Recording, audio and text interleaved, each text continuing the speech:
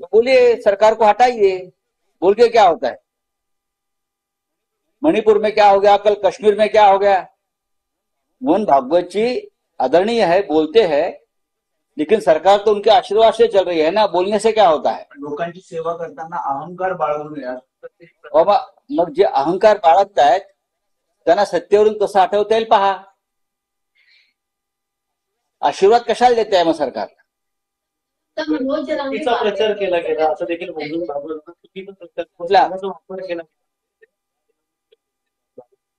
तुम्ही तसं स्पष्टपणे सांगा, संघाचा आणि भारतीय जनता पक्षाचा संबंध नाही, जसं जे.पी. नड्डाने सांगितलेलं आहे. जे.पी. नड्डाने सांगितलंय आम्हाला संघाची गरज नाही.